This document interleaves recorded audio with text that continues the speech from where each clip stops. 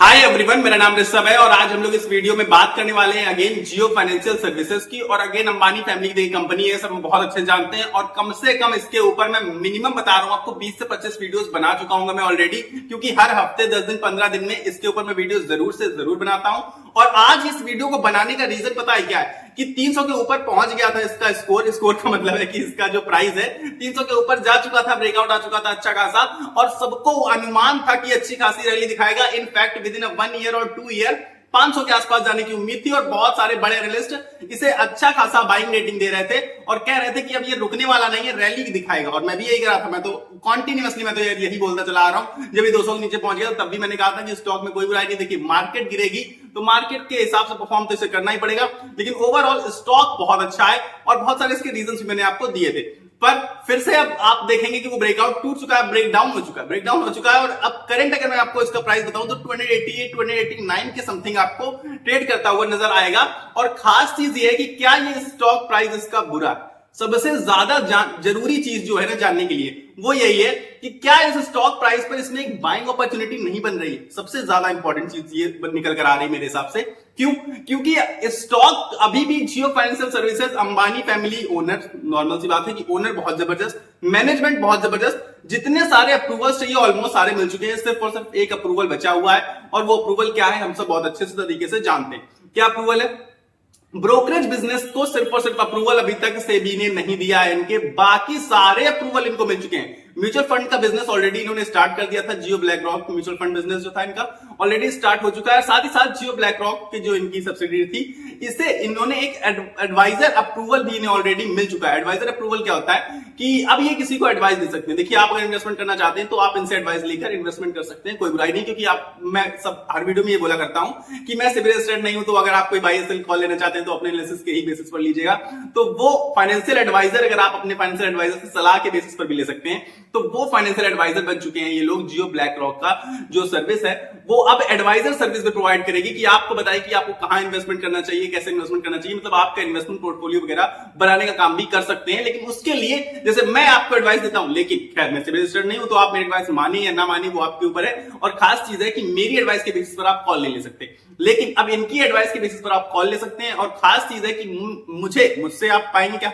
1 भी रुपया आप मुझे पे नहीं करते। और खास चीज है कि फ्री एडवाइस पाते हैं। और दूसरी चीज है कि आपको इन्हें पे करना पड़ेगा। इन्हें क्या मतलब, जो भी इनकी एडवाइस लेना चाहेगा, जो भी इनसे इन्वेस्टमेंट करवाना चाहता है अपना, तो अब उन्हें जियो ब्लैक रॉक का जो ये सर्विस है, इन्होंने जो जियो फाइनेंशियल सर्विसेज ने प्रोवाइड करी सर्विसेज, तो उसमें इन्हें एडवाइजर सर्विसेज के लिए पेमेंट मिलेगी। तो अब उससे भी इनका एक प्रॉफिटेबल बिजनेस है एक तरीके से। देखिए, आपका पोर्टफोलियो डाउन आएगा, अब जाएगा जो भी आए, उससे आपका सिर्फ और सिर्फ लॉस या आपका प्रॉफिट हो सकता है, लेकिन इनकी जो एडवाइजरी फीस होगी वो तो आपको पेमेंट करनी ही पड़ेगी। वो बहुत खास चीज है। तो इसलिए जितने बिजनेस ने इनके ना बहुत फैसिनेट करते हैं मुझे, इतने ज्यादा अच्छे लगते हैं मुझे इनके बिजनेसेस, क्योंकि मोस्टली आप पाएंगे तो 100% प्रॉफिटेबल बिजनेसेस हैं।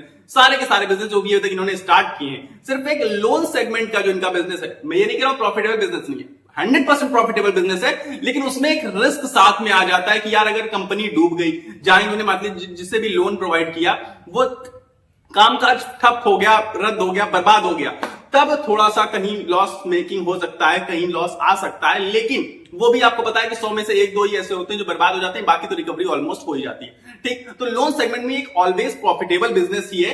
साथ ही साथ mutual fund business already start कर चुके हैं। म्यूचुअल फंड बिजनेस भी क्या होता है? ऑलवेज प्रॉफिटेबल बिजनेस, क्योंकि म्यूचुअल फंड में आप अपना पैसा म्यूचुअल फंड को देते हैं लगाने के लिए, और उसके बदले वो एक्सपेंस रेशियो वगैरह उनके जो भी चार्जेस होते हैं वो उन्हें मिल जाते हैं। चाहे आपका पैसा मार्केट के हिसाब से ऊपर या मार्केट के हिसाब से नीचे जाए, उसमें म्यूचुअल फंड की कोई भी जिम्मेदारी नहीं होती है। ये हम सब बहुत अच्छे तरीके से जानते हैं। तो mutual fund business always profitable business. अब एडवाइजरी का बिजनेस स्टार्ट कर दिया है ऑलरेडी, सेबी ने इसे अप्रूवल दे दिया है, इन्हें सर्टिफिकेट दे दिया है सर्टिफिकेट। तो अब इनका ये बिजनेस भी क्या है? Always profitable business. और जिस बिजनेस के लिए इन्होंने अप्रूवल मांगा है, जिसके लिए इन्होंने ऑलरेडी एप्लीकेशन फाइल कर दिया है, ब्रोकरेज बिजनेस के लिए, वो भी ऑलवेज प्रॉफिटेबल बिजनेस है। आप बाइंग करिए, आप सेलिंग करिए, ब्रोकर को तो भाई चार्जेस दोगे ही ना। आप ट्रेडिंग कर रहे हो, आप कुछ भी कर रहे हो, तो ब्रोकर अपने चार्जेस ले लेता है, आप प्रॉफिट में हो या फिर आप लॉस में हो। तो ये भी बिजनेस आप लोगों के इन्वेस्टमेंट पर डिपेंडेंट नहीं है, ऑलवेज प्रॉफिटेबल बिजनेस है। इसीलिए पर्सनली मैं बताऊं आपको, जियो फाइनेंशियल सर्विसेज कंपनी जो है मुझे बहुत ज्यादा फैसिनेट करती है और मुझे ये कंपनी बहुत पसंद है, हद से ज्यादा पसंद है। और रीजन क्या है कि जो कंपनी हमेशा प्रॉफिट में रहने वाली है, आगे आने वाले समय में प्रॉफिट कम ज्यादा हो सकता है। देखिए वो तो डिपेंड करता है कि आप लोग कितना ज्यादा इन्वेस्टमेंट करते हैं, कितना एडवाइजरी ले रहे हैं, कितना उनके म्यूचुअल फंड में पैसा लगा रहे हैं, या ब्रोकर बिजनेस जब स्टार्ट हो जाएगा तो कितना ज्यादा उनका प्लेटफॉर्म यूज कर रहे हैं। वो सारी चीजें देखिए डिपेंड करती है सिचुएशन पर, लेकिन जो भी ये बिजनेस कर रहे हैं वो ऑलवेज प्रॉफिटेबल बिजनेस है। तो प्रॉफिट कम या ज्यादा हो सकता है, लेकिन रहेंगे तो हमेशा प्रॉफिट में ही। तो जो कंपनियां हमेशा प्रॉफिट में रहने वाली हैं आगे आने वाले समय में, क्यों ना उनमें लॉन्ग टर्म के लिए हम लोग थोड़ा बहुत निवेश कर लेते हैं, ताकि जैसे जैसी कहानियां आप लोगों ने सुनी होंगी बहुत सारी, विप्रो, रिलायंस से रिलेटेड, एचडीएफसी बैंक से रिलेटेड, या फिर आप कहेंगे बजाज फाइनेंस से रिलेटेड, एशियन पेंट से रिलेटेड, तो वैसी ही कहानियां आपको आगे अपने बच्चों को सुनाने को मिल सकती है कि आपने भी कहीं इन्वेस्ट किया था, थोड़ा पैसा लगाया था, इतना पैसा लगाया था, आज इतना हो गया। उस टाइप का मुझे पर्सनली बताऊं आपको तो जियो फाइनेंशियल सर्विसेज स्टॉक लगता है, और इस स्टॉक में बहुत ज्यादा दम है। अब इसमें कमी क्या है? कमी सबसे जरूरी चीज जानना कमी है, क्योंकि ये स्टॉक नीचे क्यों आ गया फिर?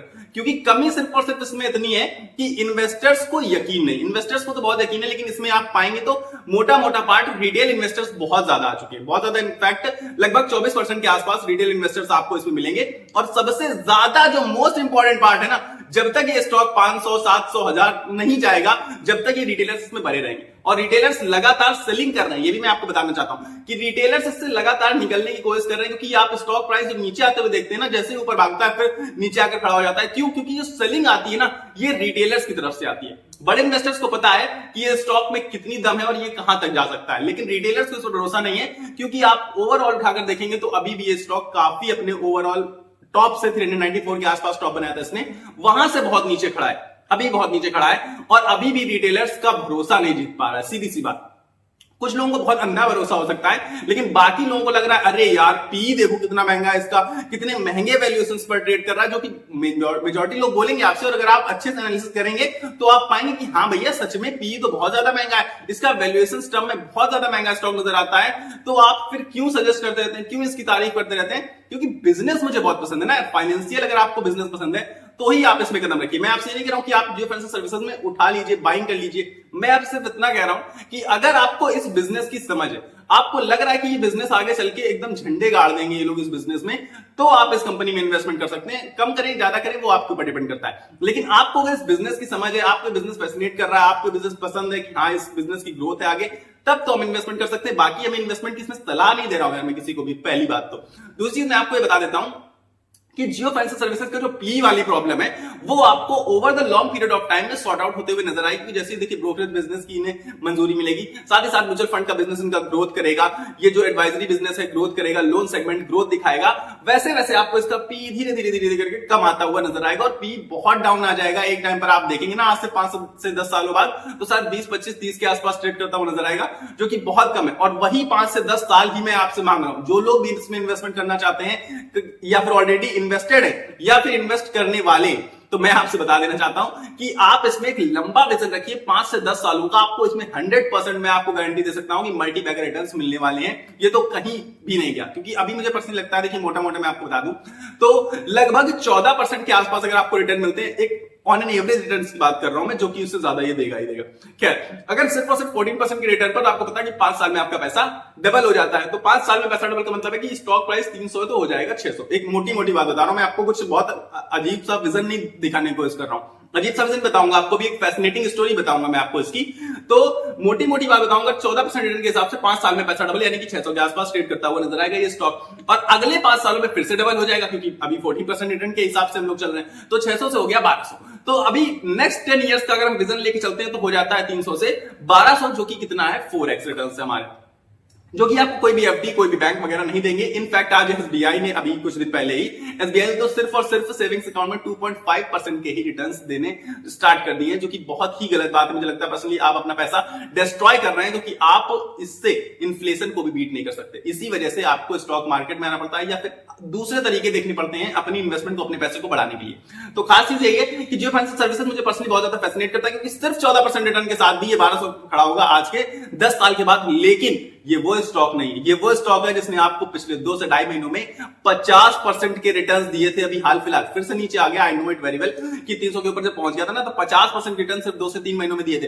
तो इसलिए आप यकीन मानिए कि मैं बहुत रद्दी केस बता रहा हूं आपको। जब ये 1200 खड़ा होगा, खड़ा होने को ये 4000, 5000, 6000, 10,000 तक भी जा सकता है आगे आने वाले 10 सालों में। इसीलिए मुझे ये स्टॉक पसंद है और कोई इसका अदर रीजन नहीं है, और कमी उसमें मुझे कोई नहीं लगती। मुझे इसका बिजनेस समझ में आता है, मुझे ये बिजनेस पसंद है, और पर्सनली मुझे फाइनेंशियल सिचुएशंस, फाइनेंशियल चीजें बहुत ज्यादा ही पसंद है, फाइनेंशियल से मैं जुड़ा रहना चाहता हूं। तो जियो फाइनेंशियल सर्विसेज मुझे लगता है कि फाइनेंशियल में आगे चल के झंडे गाड़ देगा, और बाकी सारा जो अपना कंपटीशन है ना आसपास का, एचडीबी फाइनेंस और जो बजाज फाइनेंस है, मैं नहीं कह रहा हूं कि इसको उखाड़ के फेंक देगा, खत्म कर देगा, पर इनसे बहुत आगे निकल जाएगा आगे आने वाले समय में। क्योंकि हम सब अच्छे से जानते हैं, जो अंबानी फैमिली है, जो ये जियो में ऑलरेडी टैक्टिक्स यूज कर चुके हैं, कैंपा कोला में टैक्टिक्स यूज कर चुके हैं, तो ये अपने कॉम्पिटिटर्स को फेस करना जानते हैं। इसमें हम लोग कुछ नहीं कर सकते, क्योंकि देखिए हम लोग सिर्फ अपना इन्वेस्टमेंट कंट्रोल कर सकते हैं, ना कि कंपनी के इनसाइडर्स, कंपनी के अंदर क्या काम काज चल रहा है उसे कंट्रोल नहीं कर सकते। तो जो चीजें वो लोग कंट्रोल करते आए हैं, ऑलरेडी साबित कर चुके हैं वो चीजें कंट्रोल करके, तो उनमें हमको कुछ भी ज्यादा सोचने की जरूरत नहीं है। पर्सनली कहूं कि बहुत ट्रस्टेड कंपनी मुझे लगती है। खास बात यह है कि कहीं भागने वाली कंपनी नहीं, अंबानी जी कहीं नहीं भागे जा रहे, सीधी सी बात। तो इसलिए आप इन्वेस्टमेंट कर सकते हैं पर्सनली, लेकिन हालांकि मैं सेबी रजिस्टर्ड नहीं हूं, कोई बाय सेल रिकमेंडेशन नहीं है। जो भी चीजें आपको बता रहा हूं, जो भी चीजें मैंने आपको बताई है, वो सिर्फ और सिर्फ मेरा पर्सनल ओपिनियन है। तो पी वाला इश्यू है तो उसे भूल जाओ, और आगे आने वाले 5 से 10 सालों के लिए इन्वेस्टमेंट हो जाओ, ये मेरा पर्सनल ओपिनियन है। फिलहाल इस वीडियो मेरे पास नहीं मिलेंगे अगले वीडियो में, लेकिन उससे पहले आप कहीं नहीं जाना बिना वीडियो को लाइक किए, क्योंकि आप वीडियो को लाइक नहीं करते, जबकि लाइक फ्री ऑफ कॉस्ट होता है, और लाइक करने से आपको मुझे बहुत ज्यादा मोटिवेशन और सपोर्ट मिलता है। तो बिना वीडियो को लाइक किए कहीं मत जाया करिए, लाइक बटन दबाकर वीडियो को लाइक कर दीजिए, और साथ ही साथ एक चैनल का सब्सक्राइब का बटन नीचे आ रहा होगा, अगर आप उसको दबा देंगे तो आप मेरे साथ जुड़ जाएंगे, और फिर रेगुलर बेसिस पर जो मैं शेयर मार्केट कवर करता हूं, और स्टॉक स्पेसिफिक एनालिसिस करता हूं, आईपीओ एनालिसिस करता हूं, जो भी चीजें रेगुलर बेसिस पर शेयर मार्केट से रिलेटेड वीडियोस लेकर आता हूं, वो आपको मेरे थ्रू मिलते रहेंगे। अगर आप मेरे थ्रू वीडियोस चाहते हैं तो सब्सक्राइब बटन दबाकर मेरे साथ जुड़ जाइएगा। मिलेंगे अगले वीडियो में, तब तक के लिए आपको अपनी सेहत ख्याल रखना है, स्वस्थ रहिए, मस्त रहिए, नमस्कार, धन्यवाद।